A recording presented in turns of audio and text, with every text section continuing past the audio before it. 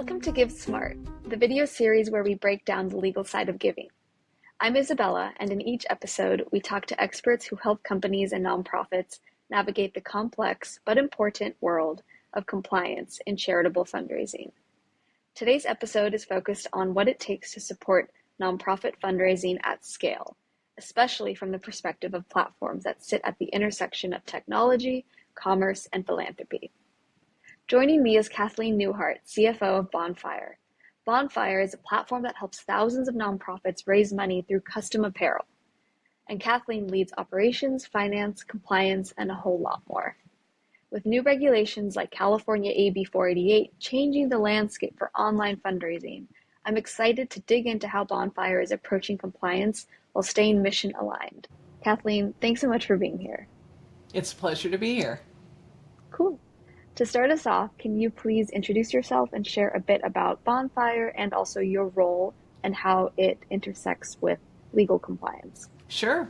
So as you mentioned, I am the CFO at Bonfire, and that means I oversee finance, but I'm also over all of our operations and legal and people. So I get to see a wide range of the business, which is actually a lot of fun. And my role here intersects with compliance every day, from managing tax reporting and state registrations and employment regulations, platform risks, etc. So it's woven into essentially every strategic and operational decision I touch. And so I really look at it as operational, not just legal. As far as Bonfire, so Bonfire's been around for about 13 years, and we were actually founded as a fundraising platform. And so that still remains a core part of our business, but we've expanded into other areas as well. But it is a key component of our business to this day. Amazing. And that's why we're so excited to talk to you today, because it's so relevant to what we do here at Change as well. So I know Bonfire supports thousands of nonprofits that fundraise through custom apparel and other items. What kind of compliance infrastructure is needed to support the kind of scale responsibly? Yeah, so just to give you an idea of the scale of the nonprofit or the fundraising component of our business, we process about 7,000 payouts every month and over 3 million in annual donations to recipient organizations. So that's purely the CCV component, fundraising on behalf of a nonprofit. In addition to that, we have personal campaigns for individuals and causes, and then also creators and other groups who are selling directly to their communities. So as I mentioned, that is a key component, and it's at a reasonable scale. So we've actually built compliance into the product itself. It's not looked at as sitting on top. We have a dedicated internal risk management function and also set protocols and processes for seller and nonprofit vetting, registration requirements for states, how we're structuring and managing selling and giving campaigns, donations routing. And then about 2 years ago, which is when we came across, got introduced and joined forces with Change, I wanted to have us really take a fresh look at our CCV compliance, because it is really important for many of the recipient organizations. And our platform, truly the value, a significant piece of it is the trust that people have when they're using it. And so we identified through Change's services an opportunity where we could better scale and support our sellers and recipient nonprofits even better than we had been before. It helped us streamline our internal processes and also allowed us to effectively bring in an expert resource that's dedicated to compliance. We are not a super large company, so having that expert resource that's dedicated has been a game changer for us. And also the way that the donor advised fund structure works for us, it's really reduced our internal lift in managing the donations at scales. So the donor advised fund structure has also really significantly reduced our internal lift. It helps us manage donations at scale and increases confidence in compliance, because a lot of these state regulations are continuing to evolve. So it's helped us stay agile, and we can focus some of our internal resources to other critical areas of the platform while having the confidence that we are best managing the CCV compliance and making it smooth and easy for both those who want to fundraise on behalf of the other organizations and on the recipient organizations. Do nonprofits also recognize the importance and gravity of the compliance effort that Bonfire has put in, or do you find that you have to kind of educate nonprofits, especially smaller ones who may not have as many resources? How do nonprofits view the compliance portion that Yeah, Bonfire has?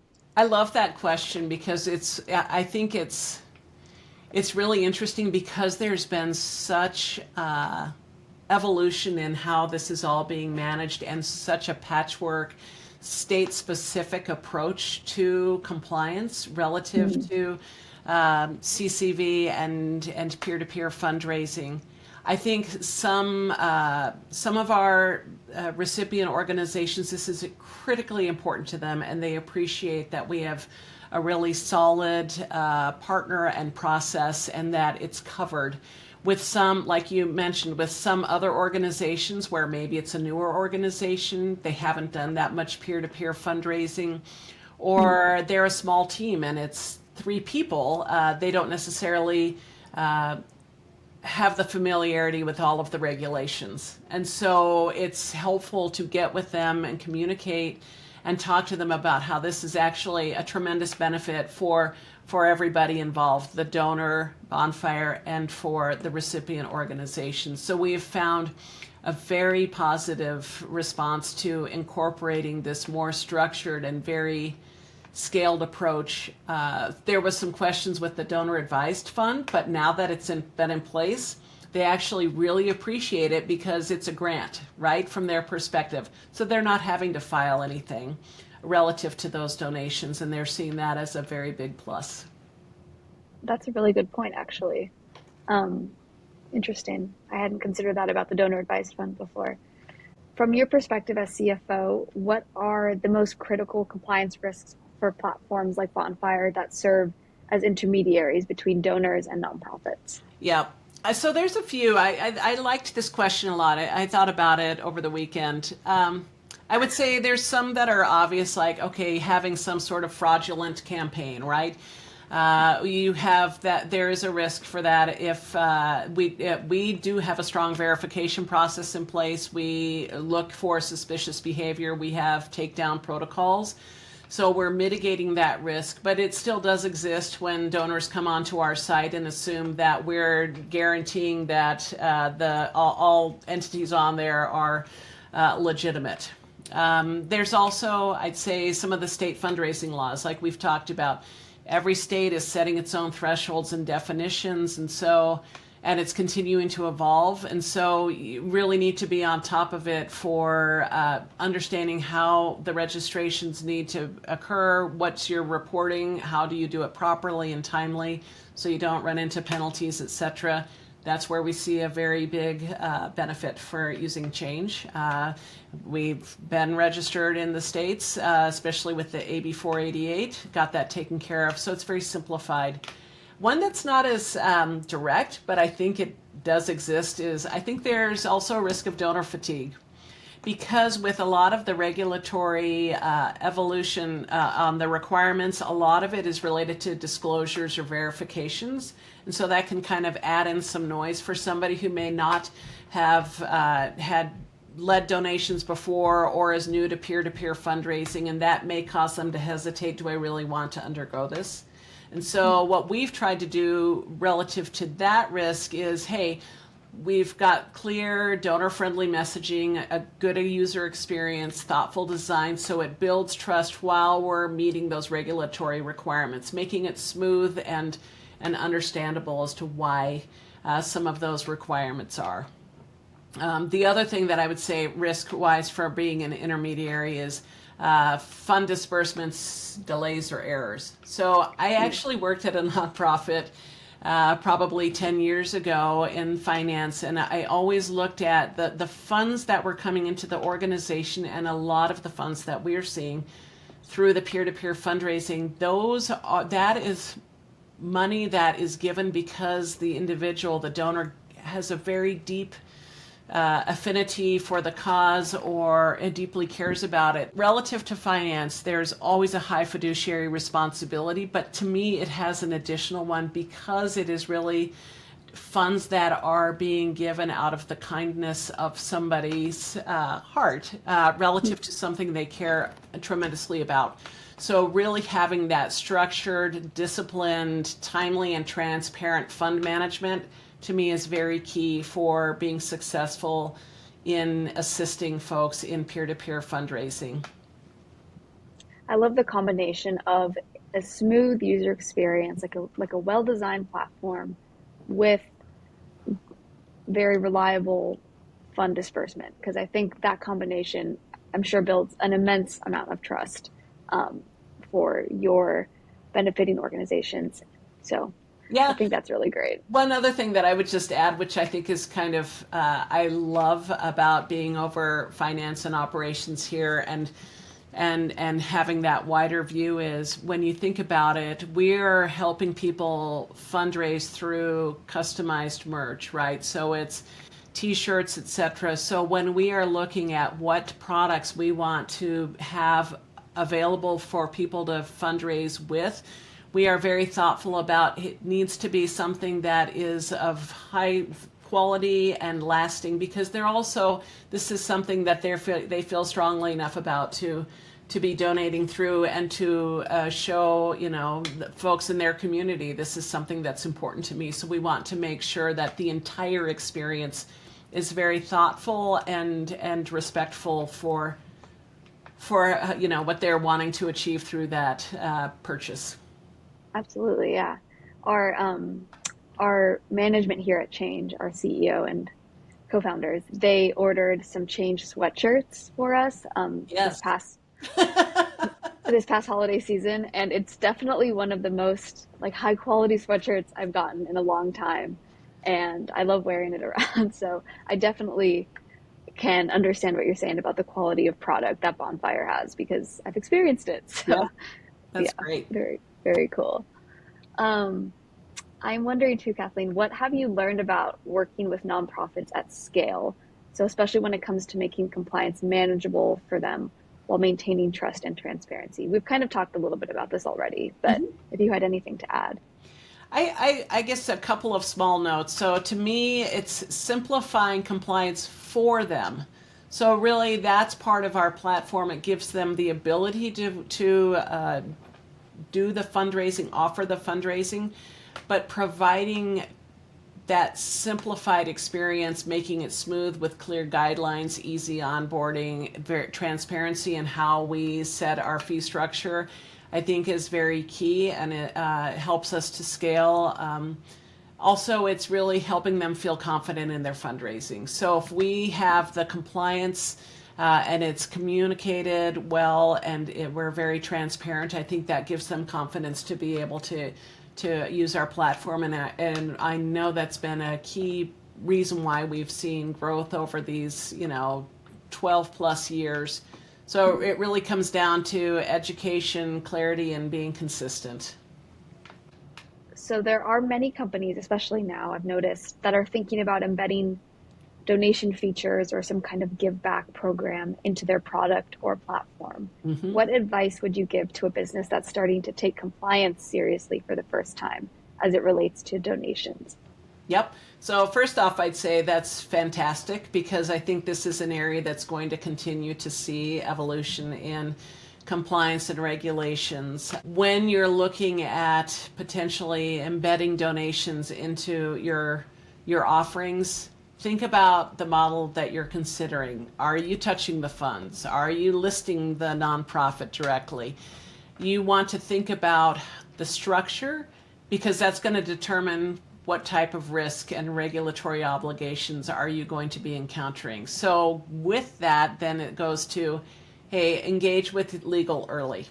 I am a huge proponent of that. I don't like surprises, and so if when if and when we are looking at new structures for donations and how we want to be managing our platform, I am always one to let's get some quick questions and sense check it and then see, do we need a deeper dive in some of this? They can help, especially with the multi-state. If you're in more than one state, you really want to be thoughtful about where are you now and where do you want to be going? Because that can help you figure out how to structure your donations. I'd say also prioritizing transparency. So making sure donors understand where's the money going, how much is getting donated. You want to do this because you don't want them to feel like they're getting surprised and filing complaints or requesting refunds, or you run into a challenge with AB 488, and then being thoughtful about what's the tax deductibility. So again, it's no surprises for the folks who are making the purchase. Does a portion, none of it qualify as tax deductible? Helping people understand that so that they are, well informed up front.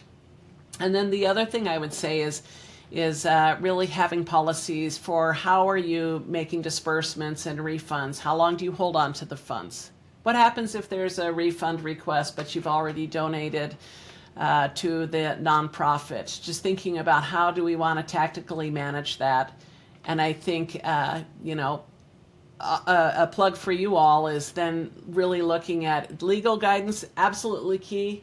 Finding that somebody that's also, this is changes focus, and it's one, I don't have the luxury to be able to hire an expert that is solely focused on this, so leveraging that expertise and the network that Change has can be very powerful in it. And then I guess the last thing I'd say is, if you're going to embed donations, it's not a feature, it's a commitment for compliance. So you don't set it and forget it. You're going to want to make that compliance commitment. I was going to ask you about how you found the right legal counsel as you were kind of going through these questions yourself, but then you plugged Change anyways. I'm like, oh, thank you. I was going to say, but, I am a huge one for networks are incredibly important and helpful. And so we have a couple. One is attorneys that you all recommended to us. We leverage Nathan. He's fantastic. And then I have a few others on some other components. But I also like to have a touch point periodically with Sonia and Amar because they're incredibly helpful. That's awesome. Yeah. Cool. Yeah. I think for like a new company that's just starting up, I can imagine it can be difficult to find the right resources, especially when you are completely green, completely new to the space. So, plugging Change, like we're super happy to help any little startup or any big company with all their compliance needs. But there are also excellent attorneys out there who can help you out. You mentioned this a little bit, but you touched on how this space will likely be more regulated in the future, or there are going to be new regulations coming out from state to state. I'm wondering, how do you think regulations like California AB 488 that we talked about will shape the future of online fundraising platforms? And specifically, how is Bonfire staying up to date with new or similar legislation? So I do think AB 488 is kind of that canary in the coal mine. It's a signal of what's coming because you can already see there's a small handful of states who are following along the lines of it with a strong focus on transparency and donor and nonprofit protection. So I expect it just to continue to evolve. The way that we're managing it, internally we have a compliance and risk function. And they report up through me, and we do really try to monitor evolving regulations. Honestly, when I have had questions or it looks like something may be happening, I do reach out to Sonia and really to just have an idea of what are you all seeing? Is this something that's going to impact our business model? And then we also do work with outside counsel and have a set cadence of looking at our disclosures and how we're approaching compliance. So I don't want to be waiting until someone happens to reach out and say, hey, you might think about this. I subscribe to some newsletters. We really review compliance not as a legal requirement, but it's a core part of our product and our brand trust. So to me, it is as key as the platform itself. Yeah, absolutely. I feel like the way that you are approaching compliance, kind of just like as you mentioned, how it's a core part of the product. Um, I think it's such a good example for other platforms because you don't want to be caught in the situation where someone is saying, "Hey, you're not doing that correctly," or like getting fined even by the state, or even just having a nonprofit customer be upset Yeah. because of something. You're very proactive, and I think that is very key in this world. So I just want to give you props for that. Thanks. Well, thanks, Kathleen. Those were all the questions I had for you. This has been a really insightful conversation. Thank you so much. And it was just really interesting to learn about how Bonfire is approaching legal compliance and these new regulations, and how you can support these nonprofits at scale, which I think is the most amazing part about Bonfire is the scale that you have. So thank you so much. Well, thank you. This has really been fun. It's been really a delight to talk with you, and I loved the questions. This is stuff that I do find fascinating, and where it's some people would look at it, it's a challenge, but to me, it's actually a wonderful opportunity. I love that. Great perspective to have. And thank you all for watching. If you're running a platform or partnering with nonprofits to fundraise, be sure to follow the Give Smart series for more practical insights on doing good. See you next time.